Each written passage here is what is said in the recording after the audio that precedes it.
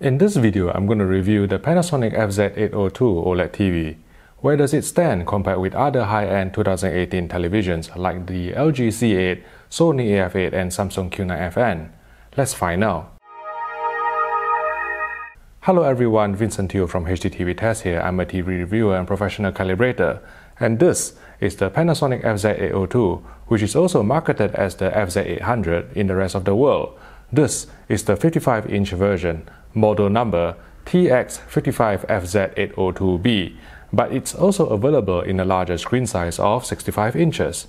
The FZ802 features an ultra-high definition resolution of 3840 x 2160 pixels, a 2018 WRGB OLED panel from LG Display with absolute black filter, Panasonic's latest HCX video processor, HDR support for the open standard HDR10, HLG and also HDR10 Plus dynamic metadata formats, as well as Ultra HD Premium and THX certifications. The design is no frills and not very different from last year's EZ952, which is not a bad thing because it's simple and is elegant. Framed by a black bezel, the OLED panel itself is very thin, although the bottom two-thirds of the chassis has to bulge out at the back to house the TV components and power supply, etc. The anti-reflective filter on the front of the Panasonic FZ802 is improved over the one implemented on last year's EZ952, which can exhibit a magenta tint when hit by sunlight. The FZ802 sits on a central stand with a black rectangular base, which is made out of metal and so is reassuringly heavy. The rectangular base doesn't take up much space at all, so you won't need to go out and buy a wider AV rack separately on which to place the television. The connections are found on the left rear of the display.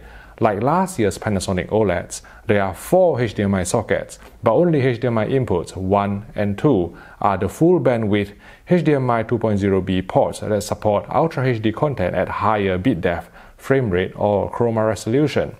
Panasonic also provides plastic covers to hide the screws and connections around the back for achieving a cleaner look. Being the more affordable entry-level OLED range, the Panasonic FZ802B comes with a cheaper remote control that's not backlit and whose rubber buttons don't really provide satisfying tactile feedback. Interestingly, I believe that the German version, model number FZW804, gets the more premium backlit remote that's finished in brushed metallic silver, just like what you'd get with the EZ952, FZ952 and EZ1002. Maybe some enterprising Germans can start selling these premium Panasonic remotes to the UK. It can be the start of a fruitful series of post-Brexit trade deals. Right, before I go on and talk about picture quality, I'd like to thank UK electrical retailer Crampton Mall for sponsoring this video. If you are thinking about buying a new TV, even if it's not this Panasonic FZ802, please support this channel by supporting them. From time to time, they loan me TVs to review, TVs that maybe some manufacturers are not willing to send to me for testing. I find the staff there to be helpful and knowledgeable to give you independent, unbiased advice for your purchase.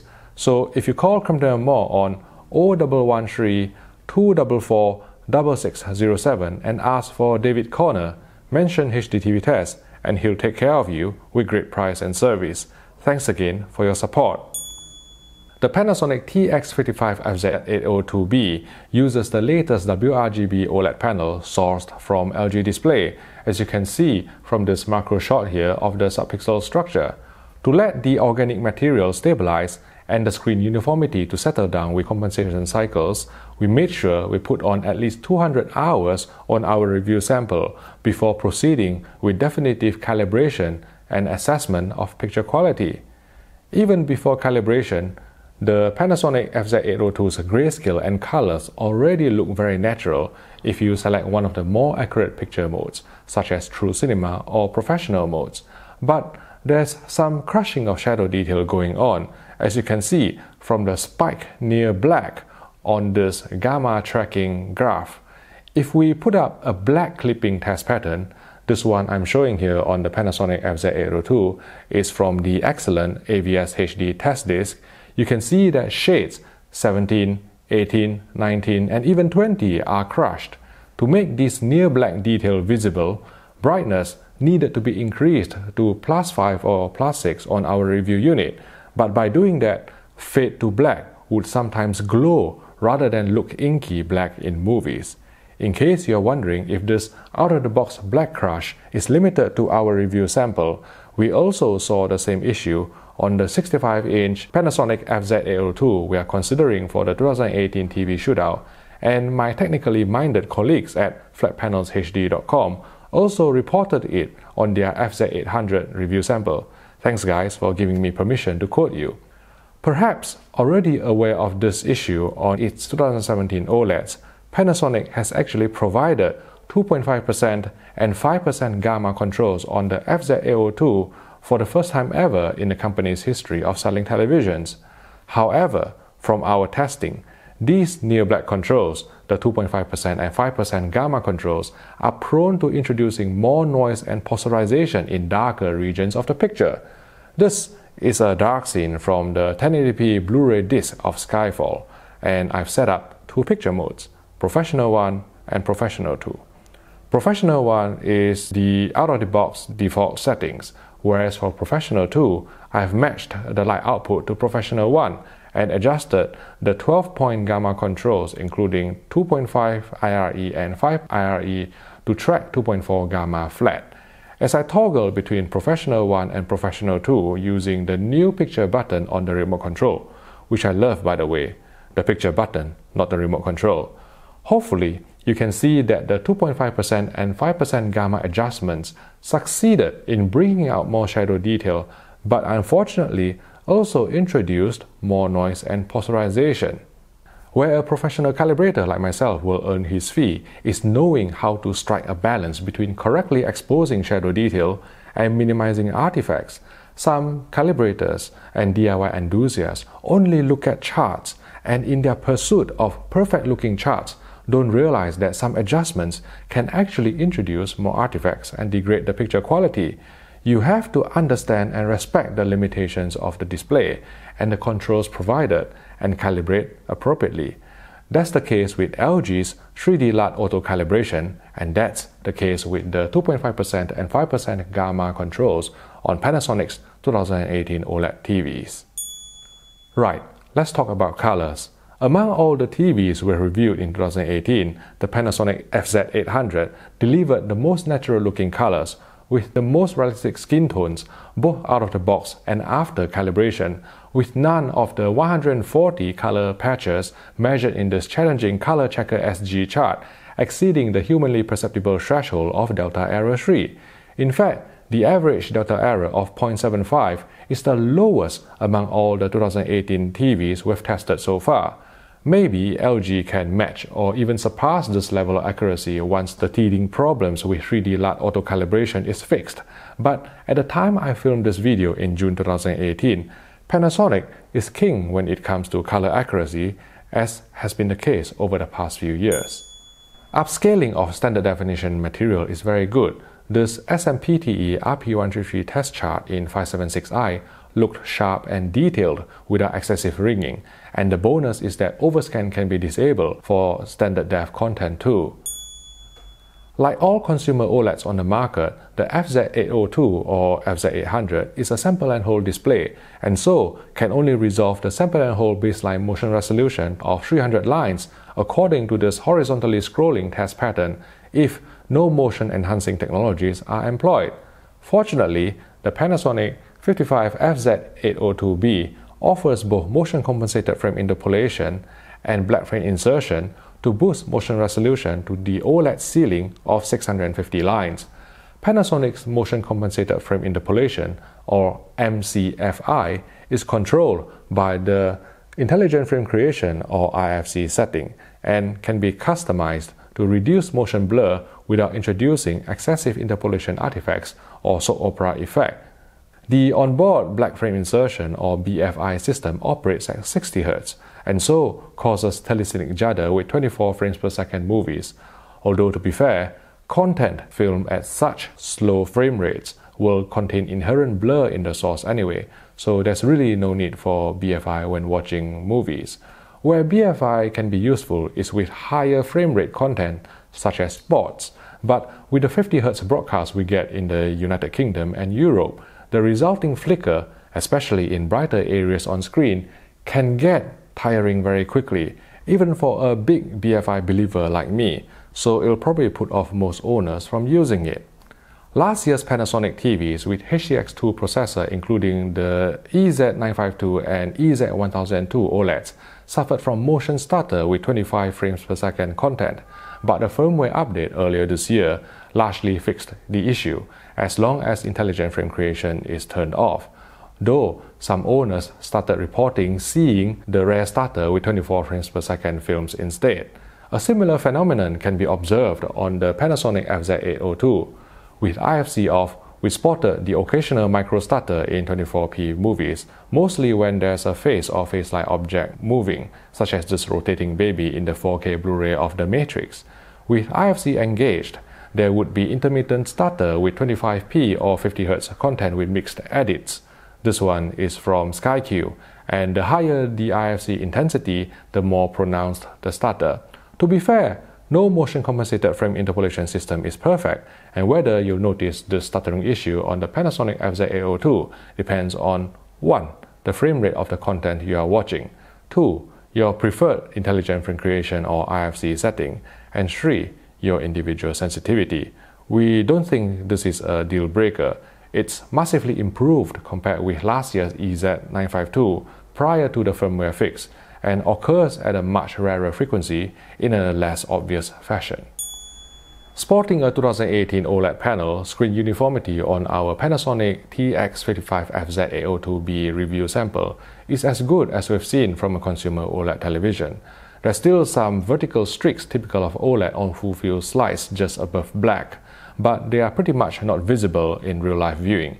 Bright uniformity is excellent too, with no sign of dirty screen effect or DSE or color tinting as we progressed from one full-field gray slide to another. For HDR, peak brightness measured 725 nits on a 10% window on our 55-inch FZ802 review unit, once white point was calibrated to the industry standard of D65. DCI P3 color gamut coverage was 99%, in line with what WRGB OLED panels are capable of producing over the past couple of years.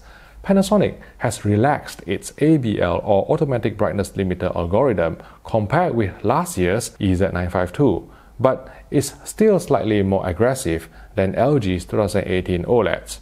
In general, high APL scenes will still look brighter on the LG, especially with the help of dynamic tone mapping for HDR content, although the gap has reduced significantly this year.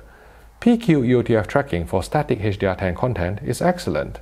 As you can see from these charts, the Panasonic FZ800 or FZ802B modifies its tone curve according to the max CLL or maximum content light level metadata. Interestingly, just like the Sony AF8 OLED, the Panasonic FZ802 tracks the ST2084 PQ EOTF standard very accurately until just beyond 100 nits, after which it starts rolling off. Perhaps this method can maintain a smoother gradation across a greater tonal range. Certainly, when we put up the scene from The Martian on the 55FZ802, the sky exhibited less polarization than on the LG OLEDs and Samsung QLEDs, and looked almost as smooth as on the Sony OLEDs. There's a new HDR Auto Brightness function in the user menu, which we found was tied to the TV's inbuilt ambient light sensor. When watched in a bright room, engaging HDR Auto Brightness would brighten the entire picture to make HDR more watchable. But if the room is pitch black or dimly lit, enabling HDR Auto Brightness only has a very subtle effect, boosting the brightness of very bright objects, such as the sun in pan, without affecting the rest of the image, unlike LG's dynamic tone mapping technology, which darkens or brightens the whole screen, sometimes excessively, depending on analysis of the incoming histogram. Panasonic has lowered the input lag on the FZ802 to 22 milliseconds in both 1080p SDR and 4K HDR modes, which makes it one of the snappiest TVs on the market for playing games, delivering an immersive experience when combined with OLED's true blacks, vibrant colors, and near instantaneous pixel response time. Engaging the Pure Direct mode for 444 chroma reproduction did not increase the input lag, although black frame insertion added half a frame of latency, increasing the lag time to a still very playable 30 milliseconds. When displaying HDR games, the Panasonic FZ800 ignores 10,000 nit metadata, so very bright highlight detail such as the sun in Assassin's Creed Origins will be clipped irrespective of HDR Auto Brightness setting. As I explained before in many of my previous videos, tone mapping high-nit content to a display with lower peak brightness is all about striking a balance between preserving specular highlight detail and overall brightness, and Panasonic's approach will ensure that HDR games won't look too dim. In summary, the Panasonic FZ802 brings the following improvements over last year's EZ952. 1. The introduction of an anti-reflective filter that doesn't turn purple when hit by sunlight.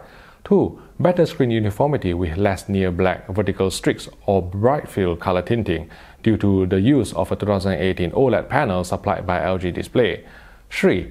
Less aggressive ABL or automatic brightness limiter circuitry, so bright scenes will look brighter and HDR will have more impact. And 4. Even lower input lag after shaving off 4 milliseconds from 2017's models. At the time I filmed this video in June 2018, Panasonic is still the undisputed leader in color accuracy, both before and after calibration. Motion-wise, there remains some mild stuttering depending on the source content frame rate and IFC setting, but we wouldn't say it's a deal breaker. What should influence you whether to buy a Panasonic FZ802 or FZ800 is how much importance you place on Dolby Vision. Yes, the Panasonic FZ802 supports HDR10+, the open standard dynamic metadata alternative to Dolby Vision, but in terms of the amount of content that can be watched by consumers right now, it's not even a contest. Dolby Vision offers hundreds, if not thousands of titles available to watch on the Apple TV 4K box, Netflix, and Ultra HD Blu-ray. Amazon claims to be streaming all its HDR shows in HDR10+, but there's no verifiable proof that consumers are actually getting it. There's no logo, there's no indication, there's no notification to say that these programs are being shown in HDR10+, not on Samsung's 2018 TVs, not on Panasonic's 2018 TVs. Nevertheless, even without Dolby Vision, the Panasonic FZ802 delivers some of the most beautifully cinematic images we've seen on a consumer display, both in SDR and HDR. At a retail price of £2,300, it undercuts both its direct rivals, the LG 55C8 and the Sony 55AF8, and so the Panasonic TX-55FZ802B earns our highly recommended Best Value Award. If you found this video useful, please click the like button and subscribe to the HDTV Test YouTube channel for more videos like this. Thank you for watching, and I'll see you in the next video.